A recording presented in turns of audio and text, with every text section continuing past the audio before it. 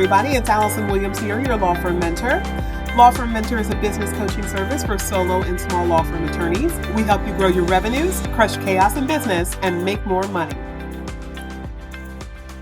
Hi, everybody. It's Allison Williams here, your law firm mentor, and welcome to another episode of the Crushing Chaos with Law Firm Mentor podcast, where this week we're going to be talking about law firm retreats. So this is a fun topic for me. I love talking about what we can do to up-level our law firm, because I know a lot of times we talk about solving the problems of our law firms, but there are a lot of our law firm owners that are out there listening to this podcast that already have a fully systematized law firm. It might not run at optimal speed, and it might not run in a level of perfection that you're liking, right? It's not necessarily that you have a perfect law firm, but you're established enough and you're at a place where you really want to have your business now go to the next level of your culture, the next level of your process, the next level of your client services, and so forth. So one of the things that I've been asked about recently is how to create a law firm retreat. Who should be involved, what to do, and how to make it a great experience. So that's what we're covering today. All right, so the first thing that you have to decide when you are thinking about planning a retreat for your law firm is who's going to be involved, right? Is it going to be a management team retreat, i.e. yourself, your office administrator, your finance manager, your non-equity partners, your equity partners? Is it going to be everyone in the firm, right? It could be all of the attorneys, the paraprofessionals, you could have administrative staff, you could have financial staff, marketing staff, everyone. Or you could break it out by groups, right? You could have a retreat of sorts for legal professionals and then a retreat of sort for everyone else. And the audience is really going to depend on who you decide to have. What is the purpose that you decide will be the focal point of your retreat. So a lot of times when firms have a firm-wide retreat, it really turns into being so amorphous, so big picture, that it almost feels like a big cheerleading pep rally, right? And when I've heard about these types of retreats, and by the way, I have participated in these types of retreats before. I've been at a firm that had well over 100 employees, and we had, when the firm was a little bit smaller, let's say maybe 60-ish employees, I was there, and I remember we had a firm retreat. And it really felt like we were just going around celebrating everybody. We were talking about missions and values from a really high level perspective. And those things do have a place, right? But normally, if you are a small law firm, you're going to want to have a little more direction in your retreat. So I want you to think about whether or not the purpose of your retreat is to actually hammer out some of the systems that will help you crush chaos, or if you are thinking about it from a perspective of the community, right? Who are we being as a group? How are we rowing together in synchronicity? How are we creating a consistency and a vibrancy in our office that will ultimately attend to a better client experience to make us a stronger law firm? So you have to be very clear on what your purpose is. And what I usually tell people is you don't want to have a co-working retreat without also having some of the warm and fuzzies, we'll call it, with your retreat experience. In other words, you want to have the people who are going to come to your retreat walk away not just having worked for the day at some place that happens to be other than the office, but you want to have them come and experience a re-energizing of themselves and their community at the retreat, right? You want to have people kind of walk away from the retreat with an attitude of, oh my God, I'm so lucky that I work here. So you're always going to be looking for how to find that I'm so lucky that I work here feeling, and you're going to be creating that through the modules of activity that you have in your retreat experience, okay? Now, the next question that typically comes up about retreats is, should it be on-site or off-site? This is really your call, but I always think it's nice to go physically away from the office. So first of all, I want you to think back to childhood, okay? I know usually when we're talking about childhood, we're talking about some traumatic shit. That is not this episode, okay? We're talking about the fun stuff of childhood. And we're talking about field trips. Okay, we all loved a field trip. Yes, you had to go to school anyway, whether you sat in your science class and dissected a frog, or you got on a bus and went to your local aquarium, or you went to your local state park to do something with your science class. Typically, most people would choose the latter. So I want you to give your employees, where feasible, that opportunity to go away and enjoy being together with the group. Now, most law firms are going to have a retreat that is one day. It is not going to be multi-day, and it's not going to be that you're going away. Like I've heard about law firms that boast about taking their entire staff away to Mexico or to going to some exotic locale. And if you can afford to do that and that's what you want to do, then go for it. But for most of us, I don't want you to be thinking that big, right? Especially as your firm grows and evolves, you want to be able to pivot as need be. And typically you're going to pivot upward, you're not going to pivot downward. So I want you to be thinking about starting off a little bit smaller and maybe just choose a local dining hall or a local hotel where you can get a nice conference room and have somewhat of a posh, beautiful experience location-wise for your team. Now, that, of course, next implicates the food. Are you going to serve your folks? And if you're going to have them working all day, I think it is a nice touch, if not a mandatory touch, that you feed them. Okay. So you want to be thinking about that. And most venues, of course, if you do it at a hotel, that's pretty easy. But if you do it at a catering hall or, a local, town location, you're going to probably be able to either bring things in or order food from the location. But it's always nice to give them an experience. Again, what you're trying to get to is the I'm lucky to work here feeling. So we get to the I'm lucky to work here feeling by virtue of having that pause where we say, oh, okay, here is where I can make a difference, not just give them something else to do that happens to not be a physical office, but I can have a positive experience and I can create that positive experience through all the parts of this work experience. Okay, now we've talked a little bit about making sure that you have some of that celebratory, we work together, we enjoy each other, we celebrate each other, we're doing the work of the firm, but how do you structure that? So those celebrations and goodwill will make sense. They will make perfectly logical sense when you start with your vision and your mission for purposes of your program, right? Your vision and your mission. So I want you to think about what is the vision and what is the mission of my law firm, okay? Why are you doing the work that you're doing? Connecting people to why is very, very important. We recently just wrapped up another edition of the Crushing Chaos Masterclass, which is a free program that we offer to the legal community where we help you to learn how to create systems in your law firm so that your law firm can ultimately run without you. But in order to get to that place where your law firm runs without you, you have to instill in everyone why they are doing things in a particular way.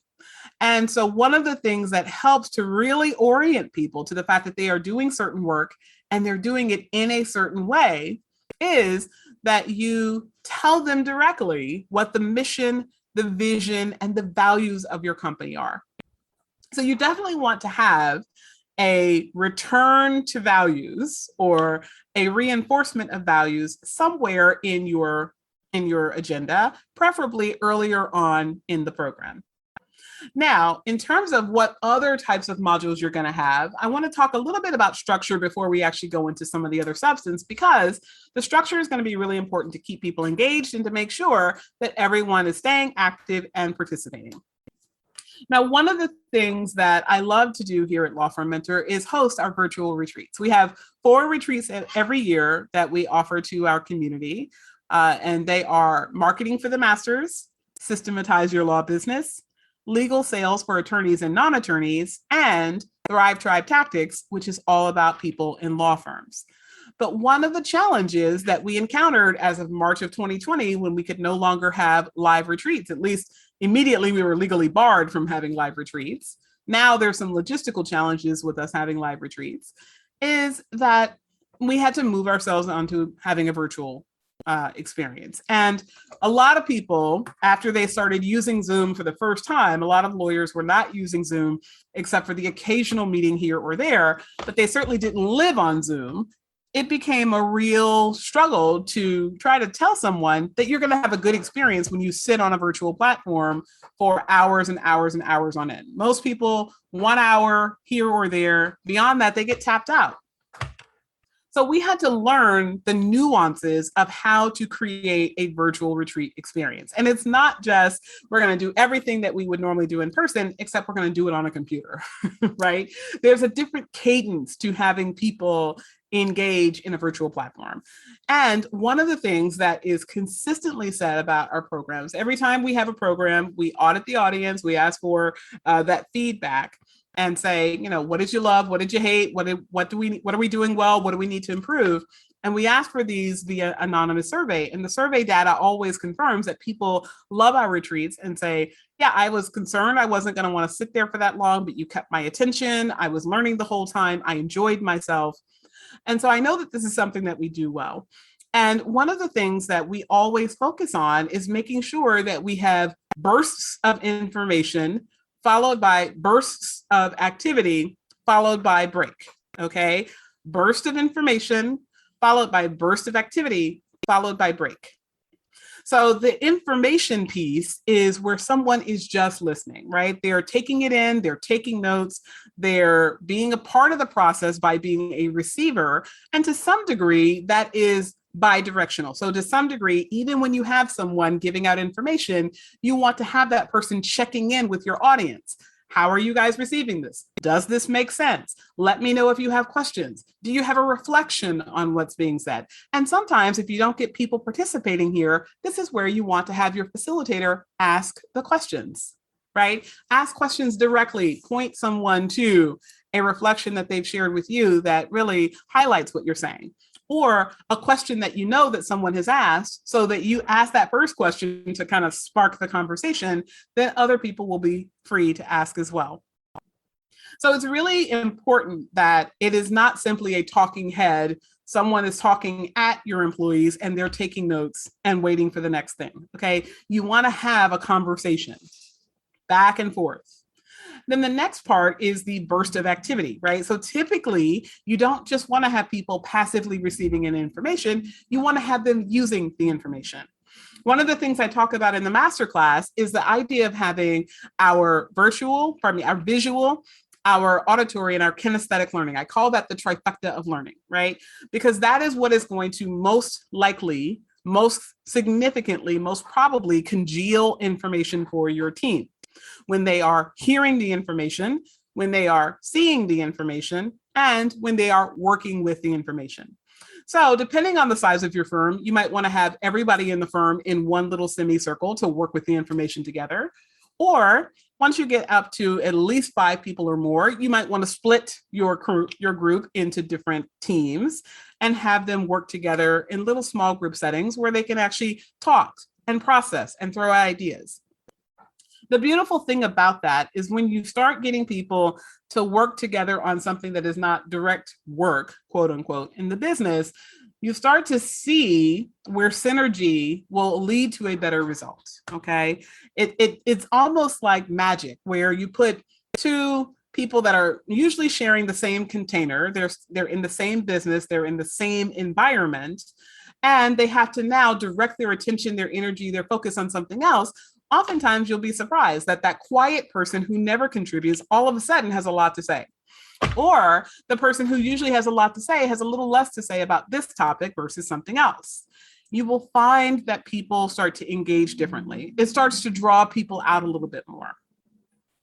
Now, the other thing I wanted to talk to you about is the idea of facilitation, okay? Facilitation of your event. Wait, one thing I did not say. One thing I said earlier but did not really focus on is the idea about taking breaks, okay? So it's super important that you learn when you need to build in a break. And I would usually say no more than 90 minutes of any one segment should occur without there being at least stand up and stretch break and then moving on to the next segment. But after you have two 90-minute segments together, or a 90 followed by a 60, you definitely want to take a break so that people can get up, stand, walk around, stretch their limbs, get some water, and come back renewed and refreshed. If you don't do that, you're going to lose your audience. Okay, so now I was moving next to the topic of facilitation. Who should be the leader of the firm retreat? It's fine if it is the managing partner. But one of the things that actually tends to create more cohesion is when the leader of the law firm is in the participant seat, okay? As opposed to the leader is leading everyone, the leader gets to sit back and be led. So that might mean that you bring in a coach to facilitate your event, or you bring in a speaker to facilitate your event. It could be somebody to facilitate the entire event, or you could have one or two people in the law firm do some of the facilitation followed by a speaker. So I'll give an example. One of the things that we did in my law firm quite some time ago, we have actually had her on the podcast, Kathy D'Agostino. Shout out to Kathy. Kathy is a certified facilitator for the Core Values Index. And one of the Core Values Index is just so you know, it's an assessment tool, right? The assessment tool that I'm a big proponent of, that I talk about all the time here, is the Real Talent Hiring Assessment. But I have used other assessments in my law firm for different reasons. I've used the DISC, I've used the Colby, and I've used the CVI. And the CVI is an interesting tool for us to help understand each other and how each of us has different strengths and different preferences for how to communicate and how to get information out and how to use information. So it's really helpful to actually have members of your team take this test and then to have a facilitator talk through what the test results mean. So we did this a few years back now at the law firm, and I loved having somebody to come in. She worked with, at that time, my leadership team. So we had some of our longer employed, more higher status attorneys. We had an office administrator and my then marketing director. And we were all there together talking about our individual results, talking about how to respond to each other. And this was really about how to be a better citizen to your coworker and how to be more effective at getting what you want from your coworker, right? Because I think a lot of times when we think, hey, what I respond to well is X, so that then becomes the preferred way for us to communicate. But if you're doing what you prefer and not what is the preference of the person to whom you're communicating, you're missing an opportunity there. So this was a really wonderful exercise. And it's beautiful because when you are in a state of leadership, what tends to happen is people know you not only as the leader, but also as the B word. You're the boss, right? So there are things that they may be inclined to say or not say to you based on that status, even if you are a wonderful boss, right? We have talked a lot about employee relations on this podcast, and I've had several people say to me, well, sometimes I could be the sweetest person in the world, but I just have a very sensitive employee who's afraid of pissing off the boss, who's afraid of speaking their mind, who would never say X, Y, and Z. How do I overcome that? And this is one way to help you overcome that. This is one way, if you get that right person who facilitates the administration of a test or the sharing of assessment results and talking about that, to get people laughing and get people doing activities. Like we did several activities around core values with that particular experience. And I remember Kathy was really a very different communicator than I am, right? I am a big D personality in the DISC. So you tend to get a different level of energy from the way that I present than the way that she presents. You got a different style of conveying information, different energy from communication, but both very effective. So it was great that we had some portion of the day where I was working with my team and some portion of the day where I was sitting back with my team. And I was answering questions right alongside with them. And I was listening to the jokes and I was taking the notes and I was answering questions and I was a participant in the little group activities. So when you start to have those types of experiences, one, you bond yourself with your team, right? So your team doesn't see you just as the leader who is ultimately the boss, but they also see you as a member of the team. And that is really, really important when you're going to be dealing with difficult, challenging issues that come up in the business of law. And at some point, as you are growing your people up into being your partners, being leaders within your business, being independent thinkers in your business, you're going to want them to have a relationship where they can come to you as a mentor and as a guide rather than just as a boss. Okay, so it's really good to have facilitators if you can do that. Lots of different ways you can bring facilitators in, lots of different topics you can address. What type of facilitator you're going to bring in is really going to depend on what you choose to convey. So I want to give you this as a little framework, some things to consider. Obviously, there's a lot more that goes into this, but we have talked today about some of the foundational pieces that you need to consider to put on your own law firm retreat. Now, if this is something that you personally need help with, if you want to create your next best law firm retreat and you haven't done that for yourself yet, or you want to improve upon it for the future, I want to invite you to reach out to us here at Law Firm Mentor. You can visit us at www.lawfirmmentor.net and schedule a growth strategy call where we can actually talk about how you can take your law firm to the next level through strategic advice and guidance, such as creating law firm retreats. All right, everyone, I'm Allison Williams. Thank you for tuning in to this week's Crushing Chaos with Law Firm Mentor podcast, and I'll see you on our next episode.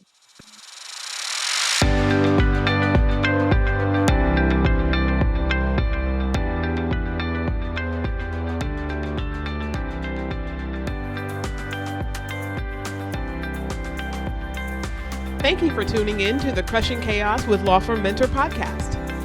To learn more about today's guest and take advantage of the resources mentioned, check out our show notes.